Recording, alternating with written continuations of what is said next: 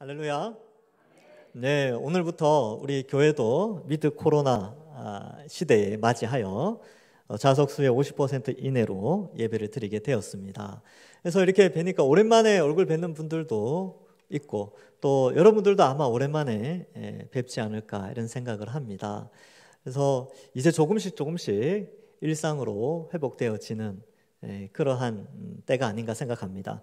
또 반갑게도 지난주에는 또 치료제, 먹는 치료제가 또 개발되어졌죠.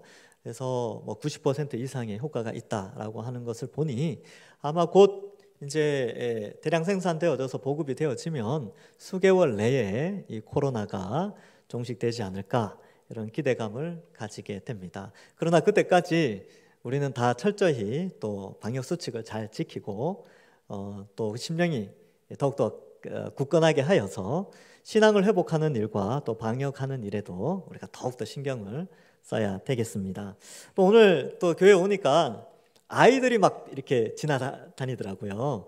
얼마나 기쁜지. 역시 교회는 아이들이 있어야 됩니다. 그래서 아이들 소리가 들리니까 교회도 더욱더 회복되어지고 있음을 또 느끼게 됩니다. 네, 우리 주일날 이제 고린도전서를 살피고 있는데요. 이 고린도전서는 이 교회가 무엇인가에 대해서 우리에게 많은 내용들을 알려주고 있습니다. 이 교회라는 것은 우리에게 있어서 아마 우리의 생명이 끝날 때까지 분리될 수 없는 하나의 공동체임을 우리가 알 수 있습니다. 우리가 예수님을 믿고 구원받는 동시에 우리는 교회 공동체 안에 들어가서 움직이고 활동하며 양육을 받기 때문에 그렇습니다. 그래서 이 고린도전서와 에베소서, 사도행전 이러한 성경은 교회가 무엇인가 또 어떠한 교회를 하나님이 기뻐하시는가를 우리에게 가르쳐주고 있습니다. 특별히 이 고린도 교회는 우리에게 많은 또 우리 한국 교회와 아주 유사한 그러한 내용들도 상당히 많이 있기 때문에 우리에게 굉장히 유익이 있습니다. 배경은 이렇습니다. 이 고린도라는 지역은 지금의 그리스 땅이죠. 그리스 남부 쪽에 해당되는데 옛날에는 아가야라는 이름으로 썼습니다. 아가야 지역에 이 고린도라는 도시가 있는데 이 도시가 굉장히 문화적으로 발전을 했습니다. 그래서 건축학에서도 보면 건축 양식 중에 코린트 양식이라고 있어요. 이게 아주 유명한 양식인데 그만큼 이 고린도의 이 문화가 또 이런 것들이 인간의 문명이 굉장히 발전한 도시라는 것을 우리에게 알려주고 있습니다. 그곳에 하나님께서 바울을 보내셔서 이 복음을 전파하게 하시고 교회를 세웠는데 그 교회의 이름이 고린도 교회입니다. 그리고 이제 그 교회 안에 복음을 전하고 말씀이 풍성히 거하며 여러 가지 은사가 나타나고 또 주의 재림을 더욱더 사모하는 사람들이 많이 일어나면서 아주 이 교회가 활성화되어졌지만 반면 또한 여러 가지 문제도 동시에 가지고 있었습니다. 그래서 여러 가지 문제 중에서 특별히 1장부터 4장, 오늘 우리가 읽은 이 본문이 속해 있는 1장부터 4장의 내용은 특별히 분열에 관한 교회 안에 파가 나뉘어져서 분열되어 있는 것을 사도 바울이 아주 집중적으로 이 부분에 대해서 요즘 말로 하면 케어한다 그러죠. 이 부분을 다루면서 바르게 교회가 서나갈 것을 지도하고 있습니다. 그 중심에 뭐가 있느냐? 이들을 하나로 묶어주는 중심에 뭐가 있냐면 예수 그리스도의 십자가 복음이 있는 것입니다. 사실 우리도 교회 안에 보면 분열의 요소가 얼마든지 있을 수 있습니다. 왜냐하면 교회 안에는요 연령이 다 달라요. 여기 앉아 계신 분들 연령이 다 다르지 않습니까? 그리고 출신 지역들도 다르고요. 배워온 학문의 정도도 다르고 또 가정의 형편도 다르고 살아온 문화적 배경도 다 다른 사람들이 여기에 앉아 있습니다. 근데 우리가 어떻게 하나가 될 수 있습니까? 우리가 하나 되는 유일한 공통 분모는 예수 그리스도의 십자가 복음을 믿는다는 그 믿음 하나로 우리는 한 몸이 되어졌습니다. 그래서 이 사도 바울도 하나님께서 사도 바울을 통하여서 교회가 지금 네 부분으로 나눠져 있는데 어떻게 통합할 수 있는가? 바로 예수 그리스도의 십자가 복음을 기억하고 제대로 이해할 것을 강조하고 있습니다. 그래서 이 십자가 복음은요, 이 뭐냐 하면 우리가 원래 하나님을 대적해서 다 지옥에 가야 되는데 우리가 받아야 될 그 죄의 형벌, 지옥 가고 육체가 죽는 그 육체의 죽음과 지옥의 형벌을 예수님께서 이 땅에 오셔서 우리의 죄의 형벌 대신하여 십자가에서 죽어 주셨죠. 그래서 십자가에서 지옥의 고통을 다 당하시고 우리의 육체의 죽음을 대신하여 죽어 주셨다라는 그 십자가의 내용, 십자가의 이론, 십자가의 지혜, 이것을 믿는, 그것을 통하여서 우리가 한 공동체가 되었다는 것을 말씀해주고 있습니다.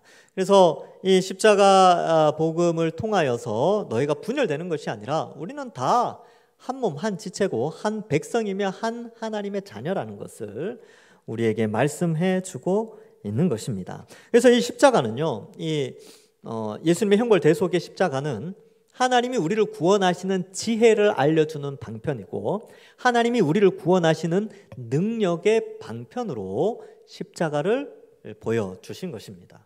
그래서 교회는 주님 오시는 그날까지 이 십자가를 강조해야 합니다. 왜냐하면 이 십자가의 내용만으로 구원에 이를 수 있기 때문에 그렇습니다. 자, 그래서 이러한 내용들을 설명하는데 이 십자가 복음은 우리는 좀 이해를 하는데 세상 사람들은 이해를 못합니다. 세상은 알지 못해요. 그러면 우리는 어떻게 이 예수님의 십자가 복음을 믿게 되었습니까? 알게 되었습니까? 또 아는 것도 중요한데 믿어졌다는 것이죠. 신기하지 않습니까? 정말 놀랍죠. 여러분, 우리나라만 해도 5천만 명이 넘는 사람들이 있는데 그 가운데 500만 명 정도 이상이 이 십자가 복음을 믿고 있단 말이죠. 한 10% 정도가. 놀랍죠. 90%는 안 믿는데 이 10% 사람들에게 이것이 이 성경의 내용이 믿어지도록 이런 현상이 나타난 거예요. 이게 신비한 내용이죠. 그 내용을, 이 신비한 이 원리를 오늘 설명을 해드리겠습니다. 그래서 오늘 내용은 어쩌면 다 알고 있는 내용일 수도 있지만 약간 논리적으로, 교리적으로 좀 접근을 해서 이 성령의 일하심과 우리가 예수님을 믿게 된 그 어떤 현상의 원인들, 또 그 현상들을 우리가 함께 좀 살펴보도록 하겠습니다. 10절에 보시면 이런 내용이 나옵니다. 오직 하나님이 성령으로 이것을 우리에게 보이셨으니, 이렇게 기록하고 있지요. 여기서 말하는 이것이 뭐겠습니까? 이것은요, 앞에 나오는 것을 의미하는데 하나님의 지혜, 하나님의 능력, 그것을 성령을 통해서 보여주셨습니다. 우리의 경험이나 우리의 지혜로 이 하나님의 능력, 하나님의 지혜인 십자가를 본 것이 아니고요, 성령을 통해서 십자가를 보도록 하셨다는 겁니다. 그러니까 이게 이제 우리가 예수님 믿게 된 그 원리를 설명하는 처음 출발점이에요. 우리가 어떻게 예수님 믿게 되었을까? 내가 믿은 것 같고 내 경험과 내 지식과 내 머리가 회전되어져서 믿은 것 같았는데, 성경은 우리가 믿은 게 아니라 성령이 우리 속에 오셔서 십자가를 보도록 했다는 겁니다. 이 하나님의 능력, 하나님의 지혜를 볼 수 있도록 하셨다는 것이 중요한 것이죠. 그러면 원래 우리는요, 십자가를 볼 수 없는 자들입니다. 그러니까 이 십자가의 원리가 아까 말씀을 드렸죠. 예수님의 십자가는 우리의 죄의 형벌을 대신하여 죽으신 십자가인데, 이게 일반 불신자들한테 이야기를 하면 안 믿습니다. 안 믿을 뿐만 아니라 믿어지지도 않고 이것을 이야기하는 우리를 어리석게 쳐다보면서 우리를 조롱하기도 합니다. 그리고 우리가 객관적으로 한번 생각해 봅시다. 우리의 살아온 경험에 비추어 봤을 때에 예수님의 십자가 사건이 현재 21세기를 살아가는 나와 상관이 있다, 2000년이 지난 우리에게도 구원하는 능력이 있다라는 이것이 인간의 경험과 지혜로 이 내용을 살피면 이게 믿어집니까? 안 믿어진다니까요, 경험상. 그러니까 인간의 경험으로는 이게 믿어지는 내용이 아니에요. 그러면 이게 뭘 의미하느냐 하면, 우리가 믿을 수 있도록 혹은 믿어지도록 외부에서 어떠한 능력이 우리에게 주어졌다는 겁니다. 그것이 뭐냐 하면 하나님이 우리에게 성령을 부어주신 거예요. 그래서 우리 내면에서, 인간은 인간 스스로 내면에서 하나님을 찾거나 또 선을 추구하거나 이런 것들이 불가능합니다. 이것을 전문적인 용어로 인간의 전적 타락이다, 이렇게 표현을 하는데, 우리는 태어나면서부터 하나님을 거부하고 하나님이 없는 삶을 사는 그런 원죄를 가지고 태어난 사람입니다. 이거는 저의 말이 아니라 이 성경에 기록된 말이죠. 그래서 죄를 가지고 태어나기 때문에 죄를 짓습니다. 죄를 짓는 것, 스스로 죄를 짓는 것을 자범죄라고 합니다. 그래서 인간은 원죄와 자범죄를 가지고 있는데, 원죄와 자범죄를 짓는 인간은 스스로 하나님의 깊은 뜻을 알 수가 없습니다. 그래서 하나님의 개입이 있어야 되는 것이죠. 그래서 하나님이 어떻게 개입하시느냐? 수많은 인류, 이 70억이 넘는 인류 가운데 하나님이 선택을 하십니다.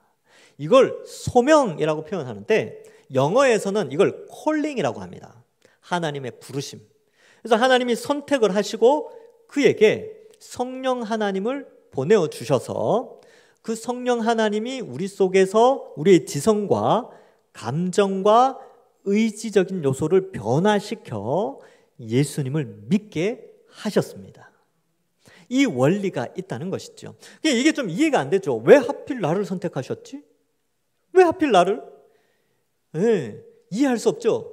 그게 하나님의 은혜요, 사랑입니다. 이걸 간단하게 이해할 수 있는 방법이 뭐냐 하면 고아원을 조금 보시면 돼요. 고아원에 보면 고아들이 있지요. 그런데 이 고아들을 택하는 양부모님들이 있습니다. 그래서 양부모님들이 고아원에 가서 아이들을 택한단 말이죠. 그 택할 때의 기준이 뭐겠습니까? 그 기준은요, 그 아이에게 있지 않습니다. 그를 택하는 양부모가 주권적으로 고아원에서 아이를 택하여 이 아이를 나의 양자로, 양녀로 삼겠습니다.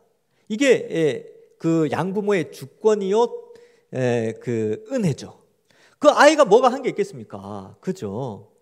그 원리와 동일합니다. 우리는 다 버려진 자들이었죠. 다 지옥 백성이었는데 하나님이 수많은 사람 중에 우리를 불쌍히 여기셔서 우리를 선택하여 하나님의 자녀 삼아 주셨습니다. 여러분, 고아원의 아이를 선택하여 이제 양자로 삼은 그 양부모에게 이렇게 질문할 수 없죠. 아니, 왜 당신은 저 아이만 선택합니까? 고아원의 많은 아이들 중에 왜 저 아이만 선택합니까? 당신은 불의합니다. 이렇게 말할 수 있습니까? 없습니까?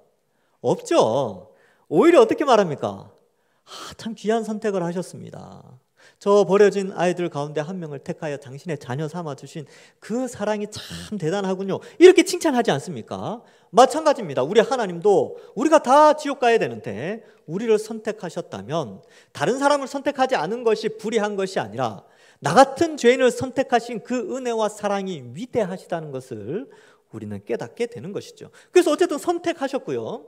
우리의 지성과 감정과 의지가 완전히 타락하였는데 우리에게 성령 하나님을 보내어 주셔서 십자가 복음을 믿어지도록 우리에게 지혜를 주신 것입니다. 그것을 지금 10절에서 말하고 있는 것이죠. 다시 한번 읽어볼게요. 오직 하나님이 성령으로 이것을 우리에게 보이셨으니, 성령 하나님을 보내어 주셔서 십자가를 보게 하셨다는 것이죠. 그래서 성령은 모든 것 곧 하나님의 깊은 것까지도 통달하시느니라. 이 통달하다라는 단어가 연구하다, 탐구하다, 살피다 이런 뜻입니다. 그래서 마치 그 어떤 사건을 해결하는 경찰관이나 뭐 검찰의 그 조사하는 이 단어가 사실 이 법적 용어인데 깊이 있게 연구하는, 진리를 알기 위해 참 깊이 있게 알아가는 그런 개념이 있습니다. 그래서 그 모든 것들, 그 조사하는 그 모든 것들을 다 알고 있는, 즉 성령 하나님은 하나님의 구원 계획과 구원의 실행, 그 십자가의 의미를 다 이미 알고 계시기 때문에 우리 속에 오셔서 우리에게 우리의 지성, 감정, 의지에 변화를 주어 그걸 믿게 하신다는 것입니다. 그래서 여러분, 여기 앉아있는 우리는 자랑할 수 없어요. 뭘 자랑할 수 없냐면 내 신앙을 자랑할 수 없습니다. 왜냐하면 이게 내 노력으로 얻어진 게 아니기 때문에 그렇습니다. 우리가 예수님을 믿고 이 자리에 앉아있는 것은 하나님이 우리를 선택하셨고 성령 하나님을 부어주셔서 우리의 지성과 감정과 의지를 변화시켜 주셔서 지금 이 시간까지 이 신앙을 유지하도록 여기까지 인도하신 겁니다. 그래서 자랑할 수 없어요. 그래서 이런 거 있잖아요. 뭐 나 신앙생활 10년 했어, 20년 했어, 30년 했어. 이렇게 이제 자랑하려고 하는 그런 마음이 있는데 자랑할 수 없습니다. 우리가 자랑하는 건 십자가밖에 없어요. 그리고 제가 여기 서 있는 것, 여러분 여기 앉아 계시는 것 다 하나님의 은혜입니다. 우리는 다 자격이 없는데 이렇게 세워주신 것이지요. 그래서 이 오늘 말씀처럼 성령이 우리 속에서 이 모든 십자가 복음의 의미를 다 깨닫게 하셨다. 11절에 보면 사람의 일을 사람의 속에 있는 영 외에 누가 알리요? 그렇죠. 우리가 뭔가를 계획하고 실행하고 하는 것은 그 사람의 마음에 있는 그 영혼만 아는 거지 다른 사람은 알지 못하죠. 그러니까 사람의 계획은 사람이 알 수 있죠. 하나님의 계획은 하나님의 영 외에는 알지 못하는데 그 하나님의 영이 우리 속에 오셨기 때문에 이제 우리도 하나님의 계획과 하나님의 뜻을 알 수 있게 되었다. 그런 내용입니다. 이와 같이 하나님의 일도 하나님의 영 외에는 아무도 알지 못하느니라. 즉, 이 말은 성령이 없는 사람은 하나님을 알지 못한다. 이런 결론에 내리게 되고요. 우리가 하나님을 알고 예수님의 그 십자가의 복음이 어느 순간 믿어지잖아요. 이 믿어지는 게 뭘 의미하느냐면 내 속에 성령 하나님이 계시는구나.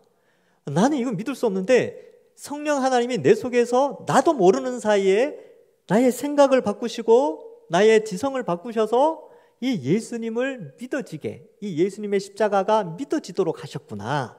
이렇게 판단하시면 됩니다. 그래서 성령이 우리 속에 있다는 것은 우리가 중생, 거듭났다는 뜻인데, 우리가 구원받았다라는 것을 어떻게 알 수 있느냐 하면 우리 속에서 이 예수님의 십자가 복음이 믿어진다면 우리는 구원받은 사람이고요. 성령이 우리 속에 있어서 성령이 믿어지게 한 것을 좀 어려운 말로 성령의 내적 증거라는 표현을 씁니다. 그래서 성경을 믿게 하셔서 우리가 구원받은 자임을 확실하게 이해시켜주고 있다는 것이죠. 그래서 여러분이 예수님 믿어진다면 우리 다 구원받았습니다. 얼마나 감사합니까? 이 은혜에 우리는 살고 있는 것이죠. 이렇게 성령이 우리 속에 오셔서 이 십자가 복음을 믿도록 빛을 쫙 비춰주신 거예요. 원래는 우리가 어둠 속에 살고 있었는데 성령께서 빛을 비추어 주셔서 복음을 밝히 볼 수 있도록 하셨습니다. 이것을 성령의 조명하심, 이 조명 있죠, 조명. 어두운데 빛을 비추어 주는 것을 조명이라고 하는데 성령께서 빛을 비추어 주셔서 복음을 알고 믿도록 하신 것을 성령의 조명이 하십니다. 이렇게 표현을 합니다. 그래서 이거를 조금 더 도식적으로 이해할 수 있도록 여러분들의 이해를 높이고자 제가 이제 파워포인트를 하나 준비했는데 지금 요 부분이 조금 잘려가지고 조금 아쉽긴 하지만 좀 설명을 해드리겠습니다. 자, 이제 조금씩 눌러주시겠습니까? 말씀을 통한 성령의 다스리심. 자, 그 다음 나라는 말씀이 있죠. 그리고 나라는 존재가 있게 됩니다. 근데 이 나라는 존재는요, 우리는 죄에 물들어 있어요. 그래서 두 가지 형태를 띠고 있는데 죄에 오염되어져 있습니다. 그래서 마음과 육체의 소욕대로 살고 있고요. 또한 원죄를 가지고 태어나서 이 시대의 그 당대의 문화의 죄악들에 물들게 됩니다. 이것을 시대 정신에 오염되었다라고 표현하는데 공중 권세 잡은 자와 세상의 풍조를 따라 살기 때문에 시대 정신에 오염된 상태로 존재하고 있는 것이죠. 그러니까 이런 상태로 말씀을 믿을 수가 없는 것이죠. 그런데 하나님의 은혜가 임하게 됩니다. 그래서 우리가 말씀을 듣게 되고 말씀을 읽기 시작할 때에 사실은 말씀이라는 것을 읽을 때는 겸손해야 돼요. 우리가 이러한 죄에 오염되고 시대 정신에 오염되어 있기 때문에 겸손하게 말씀을 읽으면 어떤 일이 벌어지느냐, 우리는 알 수 없는데 성령 하나님께서 빛을 비추어 주십니다. 그래서 이해를 하도록 도와주시는데 내용과 의미를 이해하게 되는데 죄와 시대 정신에 오염되어 있기 때문에 완벽하게 이해하는 게 좀 부족해요. 우리의 죄성 때문에. 그런데 어쨌든 이해할 수 있도록 성령께서 빛을 비추어 주십니다. 이걸 성령의 조명의 역사라고 표현을 해요. 그러니까 성령이 조명하시니까 조금 이해가 되는 것이죠. 그러면 성경을 이해했다면 어떤 일이 벌어지냐면 이제 그렇게 살아가야 되겠죠. 이해를 하고 실천을 해야 될 거 아닙니까? 말씀대로 살아가는 것. 그래서 그것을 순종이라고 표현합니다.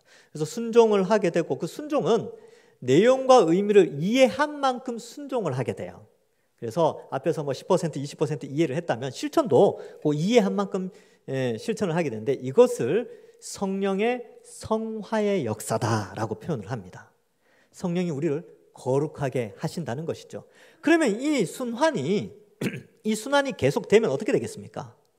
점점 더 성화의 삶을 살고 점점 더 이해가 깊어지면서 40%, 50%, 60% 이렇게 하면서 성화가 깊어지면서 우리는 점점 예수님을 닮아가게 되는 것이죠. 그러면 성령의 역사가 뭐냐? 성령의 역사는요, 성령의 조명의 역사와 성령의 성화의 역사로 우리는 알 수 있는 것입니다. 그래서 이러한 성령의 일하심을 우리가 알고 그 내용을 바탕으로 이제 오늘 본문을 또 살펴보면 되는 것이지요. 자, 그래서 이제 이 말씀을 통해서 일하시는 성령이 이제 말씀을 통해서 일하시는데 오늘 이 본문에서는 성령이 십자가 복음, 하나님의 지혜와 능력을 깨닫게 하시는 그 조명하심, 이것을 강조하고 있는 것입니다. 12절부터 14절은 또 하나의 의미를 설명하는데, 자, 이제 앞에 표에서 여러분 이제 표를 좀 생각해 보시면 그렇습니다. 불신자들이 왜 성경을 이해하지 못하는가 아시겠죠? 불신자들도 성경 읽는 사람들이 있어요. 그래서 TV에 한 번씩 나와가지고 성경을 막 비판하고 성경을 조롱하면서 막 그런 사람들이 TV에 한 번씩 나오거든요. 근데 그 사람들이 그렇게 이야기하는 것은 그 속에 성령이 없으니까 성경을 인간의 지혜와 판단으로만 성경을 바라보니까 성경을 비판하죠. 그런데 성령이 있으면요, 성령 하나님이 그 속에 있으면 성경 창세기 1장 1절부터 요한계시록 22장 끝까지 다 믿어지기 시작합니다. 다 믿어지기 시작해요. 이게 놀라운 일입니다. 처음에는 어떤 거는 믿어지고 어떤 거는 안 믿어지는 것 같다가도 나중에 이제 성경 읽다가 보니까 이해가 깊어지니까 나중에 다 믿어지는 거예요. 이 역사가 지금도 2000년 기독교 역사 속에 이러한 일들이 계속 일어나고 있고 우리 개인에게도 이 성령의 역사가 계속해서 일어나고 있는 것이죠. 자, 그래서 12절에 보시면 우리가 세상의 영을 받지 아니하고 오직 하나님으로부터 온 영을 받았다.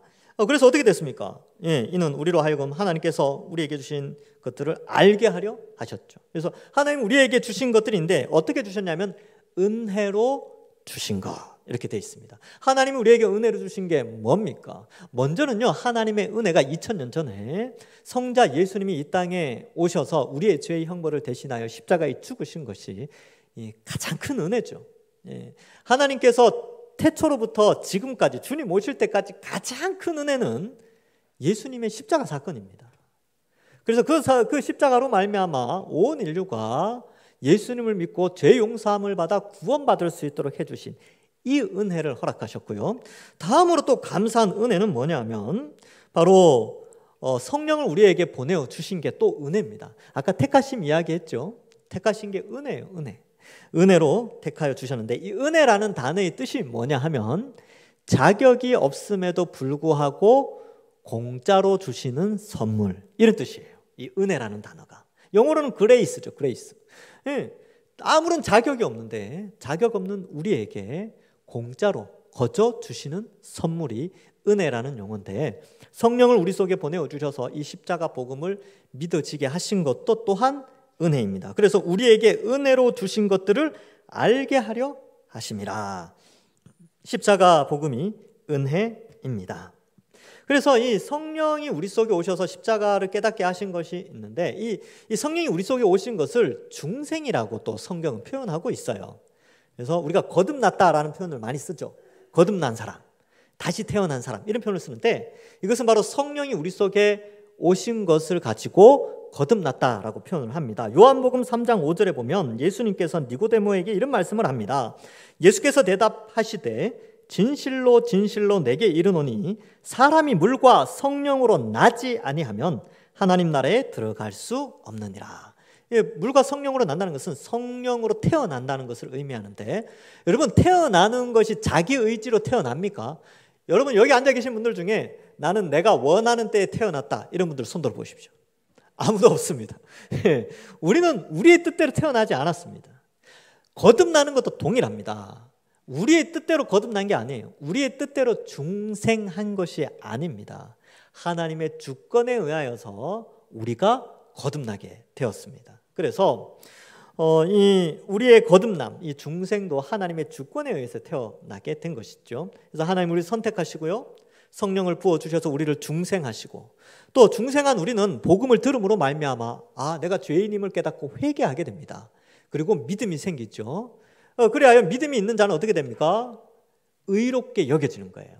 그리고 양자로 받아들여져서 성화의 삶을 살기 시작하는 겁니다. 이제 거룩한 삶을 살기 시작해요. 왜 어떻게 이게 가능해지느냐? 그 내용이 뒤에 나옵니다. 우리가 어떻게 거룩한 삶을 살기 시작했죠? 그 이유는 바로 13절과 14절 때문에 그렇습니다. 우리가 이것을 말하거니와 사람의 지혜가 가르친 말로 아니하고 오직 성령께서 가르친 것으로 하니 영적인 일은 영적인 것으로 분별하느니라. 우리가 이제 분별이 생겼어요. 예전에는 내 육체와 마음의 소욕대로 살아갔었는데 그것이 옳은 줄 알고 그것이 좋은 줄 알고 살아갔는데, 성령이 우리 속에 오셔서 하나님의 말씀인 성경을 깨닫게 하니까 어떤 일이 벌어졌냐면 우리의 머릿속에서 옳고 그름이 판단이 되어지기 시작하는 거예요. 이것은 옳은 것이구나. 이것은 그런 것이구나. 예전에 예수님을 알지 못할 때, 성령이 없을 때는 좋은 대로 행했거든요. 좋고 나쁨에 의해서 인생을 계획하고 설계를 했는데, 이제는 예수님의 십자가 복음을 믿고 나서 하나님 뜻을 알고 나니까 어떤 일이 벌어지냐면 좋고 나쁨으로 인생을 설계하는 것이 아니라 하나님 뜻에 옳고 그름으로 인생을 설계하기 시작하는 거예요. 이 시작이 바로 성화의 삶, 거룩하게 삶을 살아가는 시작점입니다. 그래서 옳은 대로 판단하여 옳은 일로 선택하여 인생을 설계하다 보니까 어떤 일이 벌어지냐면 내게 안 좋은 일도 일어나는 거예요. 즉 손해보는 일도 일어나게 되고, 때로는 조롱당하기도 하고, 때로는 고난의 길도 걸어가기 시작합니다. 이게 예수님 믿는 사람의 특징이 돼버린 것이죠. 그래서 성령이 우리 속에 오셔서 올바른 분별력이 생기게 하니까 이제 분별하기 시작하니까 인생 계획이 달라지고 옳은 길로 가다 보니까 십자가의 길을 들어서게 된 겁니다. 근데 그 길을, 그렇게 십자가의 길을 걸어가는 것을 성화의 삶의 시작이다라고 성경은 말씀하고 있다는 것이지요. 거룩하게 살아가는 삶입니다. 그래서 여러분, 이 타락한 문명 사회 속에서 거룩한 삶을 살기 시작하면 어떻습니까? 힘들죠. 손해보죠. 그래도 참아야 되는, 스트레스 받죠. 어떡하겠습니까? 스트레스야 예수님이 최고로 많이 받으셨겠죠. 근데 우리가 예수님과 연합된 자로서 이제 그런 인생을 살게 된 것입니다. 분별하기 시작했어요. 분별이 없으면 참 인생 편하게 살거든요. 마음대로 살아가면 되지 않습니까? 근데 분별력이 생기니까 그때부터 좀 그렇습니다. 우리의 인생이 그렇죠. 근데 이런 분별력이 생긴 것이 우리에게는 엄청난 영광이요 특권이라는 것을 이제 또 살펴보겠습니다. 자, 분별하느니라. 이제 14절에도 이 분별에 대한 내용이 나오죠. 육에 속한 사람. 15절에 나오는 신령한 사람과 반대되는 사람입니다. 이 육에 속한 사람은 성령이 없는 사람이에요. 그리고 세상의 지혜로 가득 찬 사람, 그리고 세상의 영을 받은 사람을 육에 속한 사람이라고 하는데, 하나님의 성령의 일들을 받지 아니하였다라고 표현을 하죠. 이는 그것들이 그에게는 어리석게 보이며, 이 그것들이 뭐냐 하면 하나님의 지혜, 하나님의 능력인 십자가죠. 또 그는 그것들을 알 수도 없다. 십자가 복음, 이 말씀을 알 수가 없다는 거죠. 그러한 일은 영적으로 분별하기 때문에 그렇습니다. 그러니까 성령이 있어야 영적인 것들을 분별하여 말씀을 통하여 분별력이 생기는데, 성령이 없으니까 말씀을 믿지도 않고, 그러므로 분별력도 아예 없고, 분별력이 없으니까 예수님 믿는 사람들을 보면서 어리석게 쳐다보는 거예요. 그리고 십자가의 진리를 어리석은, 그리고 조롱하는 그런 사람들로 세워져 있다는 거죠. 그러니까 이 육신에 속한 사람들이 다수입니다. 이 사회 속에서의 다수의 사람들이 있어요. 안타깝죠. 어떻게 해야 되겠습니까? 소수인 우리가 그들에게 복음 전해야죠. 그들도 신령한 자들로 세워질 수 있도록 도와주는 역할을, 그래서 우리가 빛과 소금의 역할을 감당해야 합니다. 그래서 15절과 16절에서 이 내용을 다루고 있습니다. 신령한 자는 이렇게 되는데, 이 신령한 자라는 뜻이, 이 단어가요, 성령의 사람은 이런 뜻이에요. 퓨뉴마라는 단어가 성령이라는 헬라어인데, 이 신령한 사람이 누구냐면 퓨뉴마티코스, 이 코스라는 게 사람을 뜻하거든요. 그러니까 퓨뉴마티코스, 성령의 사람은 이런 뜻입니다. 그래서 성령의 사람, 우리죠, 우리 성도들은 모든 것을 판단하게 됩니다. 자기는 아무에게도 판단을 받지 않는다. 그러면 판단한다는 것은 이게 사법 기능이잖아요. 판단, 재판한다는 것이. 그래서 우리는 성령으로 말미암아 사법권을 가지고 있어요. 이 세상을 분별하는, 옳고 그름을 분별하는 사법권이 우리에게 주어져 있습니다. 여러분, 지금 시대는 민주주의 사회라서 입법, 행정, 사법이 이 3권이 분립되어 있죠. 근데 이 성경이 쓰여질 때만 해도 민주주의는 꿈도 못 꿀 때입니다. 이때는 어땠냐면 전제정치, 그러니까 군주제죠. 왕정 시대입니다. 그래서 이 당시의 나라 개념은 다 킹덤이에요. 왕이 다스리는 나라. 그러니까 뭔가를 판단한다라는 것은, 재판한다 이런 것은 다 왕권과 연결되어져 있습니다. 그런데 성령이 우리 속에 오셔서 우리가 그리스도와 연합되어지고 그리스도를 머리로 하여 그리스도의 몸된 교회가 이 세상을 판단하고 있는 것이죠. 그래서 예수님이 교회를 통하여 만물을 통치한다. 이거 에베소서 할 때 살폈죠. 이 만물을 통치하는 재판권, 이 재판권이 교회에게 있다는 것입니다. 세상이 교회를 재판하는 것이 아니라 교회가 세상을 재판하는 거예요. 어떤 걸 재판합니까? 옳고 그름을 판단하는 판단력이 교회에 있다는 것입니다. 근데 이 내용이 왜 여기에 이제 이걸 좀 강조하느냐면, 고린도전서 6장에 가면 무슨 일이 벌어지냐 하면 교인들이 싸워가지고 세상 법정에 송사하는 장면이 나와요. 그러면 이게 정당하냐, 이게 맞냐, 이게 하나님 기뻐하시는 일이냐?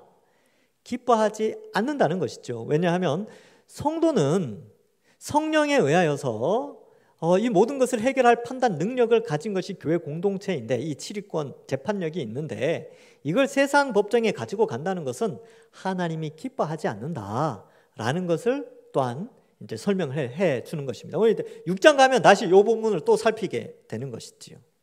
그래서 우리는 그리스도의 몸으로서 우리가 옳고 그름을 판단하면서 이 세상에서 이 왕적 존재로서 살아가는 거죠. 그래서 베드로전서 2장 9절에는 왕 같은 제사장이다라고 표현을 하고 있습니다. 그리고 우리는 왕 노릇하는 존재로 요한계시록에서 또한 표현하고 있는 것이지요. 자, 이처럼 우리는 세상의 지혜가 아닌 하나님의 지혜, 하늘의 지혜로서 분별하는 자가 되었습니다. 그래서 이제 세상에 흘러가는 모든 것을 분별하고 이해하고 해석하는 능력이 우리 모두에게 있는 것입니다. 그래서 이러한 분별력은 이 세상을 온전히 바라볼 수 있도록 해주는 것이죠. 이 분별력은 어떻게 생깁니까? 말씀을 통해서 생기는 거예요. 성령이 말씀을 통해서 역사하시니까. 그래서 여러분, 이 세상 참 어떻습니까? 여러분, 어쩌면 참 부러워하는 세상일 수 있지요. 세상의 화려한 것들, 뭐 큰 집, 화려한 뭐 이런 멋진 뭐 이런 것들, 그죠? 근데 사실 성경은 이 세상을 이렇게 판단하고 있습니다. 요한일서 2장 16절과 17절에는 이런 말씀이 나오는데요. 이는 세상에 있는 모든 것이 육신의 정욕과 안목의 정욕과 이생의 자랑이니 다 아버지께로부터 온 것이 아니요 세상으로부터 온 것이라. 이 세상도 그 정욕도 지나가되 오직 하나님의 뜻을 행하는 자는 영원히 거하느니라. 아멘. 그래서 이 세상은 그냥 다 자랑하는 거, 자기를 드러내고 자기를 나타내는 데 사람들이 집중하고 있다는 것입니다. 그러나 우리는 영원을 바라보는 자들이죠. 그래서 우리가 이 땅에서 비록 육신으로 뭐 안목의 정욕으로 이생에 자랑할 것이 그렇게 없다 할지라도 우리는 십자가를 자랑하고 우리는 영원의 것을 가졌기 때문에 그것을 자랑하는 것입니다. 여러분, 이 세상 사람들이 뭐 1,000억, 100억 뭐 이렇게 가졌다 그래도 요즘 뭐 1,000억, 100억은 아무것도 아닌 것처럼 여겨지지만 TV 보니까 그렇더라고요. 아무것도 아닌 것처럼 대단한 것처럼 여겨지지만 그거 써봤자 몇 년 쓰겠습니까? 100년을 못 쓴다니까요. 100억을 100년을 못 써요. 근데 우리에게 주어질 영원한 상급은요, 100년, 1000년, 만년, 억년, 수억 년을 쓸 수 있는 풍성한 하나님 나라가 우리에게 약속되어져 있습니다. 그게 최고죠. 우리는 그걸 자랑하는 것이죠. 그래서 이 땅에 세상의 것들 없어도 괜찮습니다. 우리에겐 십자가가 있고 영원한 하나님 나라가 있기 때문에 그렇죠. 그래서 이 세상은 이런 형태로 흘러가는 것입니다. 그래서 우리는 성령의 인도하심을 받아서 분별하게 되고 그런 분별력을 가지고 이 땅을 살아가고 있는 것입니다. 그러니까 그리스도인들 우리는 당당해야 돼요. 세상 속에서 당당해야 됩니다. 여러분, 판사 만나본 적 있습니까? 전 판사 만나본 적 있습니다. 법정에서 만난 적은 없습니다. 개인적으로 이제 아시는 분이 있어서 만났는데 늘 어깨를 펴고 다니세요. 어딜 가도 당당하시더라고요. 왜 그렇습니까? 판사라는 그 지위가 주는 당당함이 있거든요. 저는 더 당당했죠. 나는 세상을 판단하는 하나님의 통치에 동참하는 자인데 더 당당하게 같이 이야기하고 막 그랬어요. 우리 당당해야 됩니다. 세상 속에서 주눅들지 마십시오. 우리가 비록 가진 것은 없고 많은 지식은 없고 또 세상에 흘러가는 흐름에는 좀 둔감하다 할지라도 우리는 이 세상의 흐름에 압도되어져서 살아가는 자가 아니라 성령의 인도하심을 받아서 영원한 하나님 나라의 백성으로 이 세상의 옳고 그름을 분별하며 살아가는 분별력을 갖춘 자들입니다. 그래서 우리는 이 땅을 당당하게 살아가는 것이지요. 그래서 16절에 보면 누가 주의 마음을 알아서 주를 가르치겠느냐, 그러나 우리가 그리스도의 마음을 가졌느니라. 이 표현은 뭐냐면 성령이 없는 사람은 가르칠 수 없다는 것이죠. 하나님 뜻을 가르칠 수 없듯이 성령이 있는 우리가 하나님 뜻을 알고 가르칠 수 있다. 우리 속엔 그리스도의 마음이 있다라는 것을 우리에게 말씀합니다. 성령이 우리 속에 계신 것은 그리스도가 우리 속에 계신 것이고 그리스도의 통치가 우리를 통하여 나타난다는 것을 말씀하고 있습니다. 말씀을 맺습니다. 여러분, 성령 하나님이 이 시대에 여전히 역사하고 있습니다. 성령 충만이 무엇이겠습니까? 성령 충만은 성령의 조명하심과 성령의 거룩하게 하시는 성화의 역사가 우리 속에서 날마다 일어날 때에 그것이 바로 성령 충만한 삶입니다.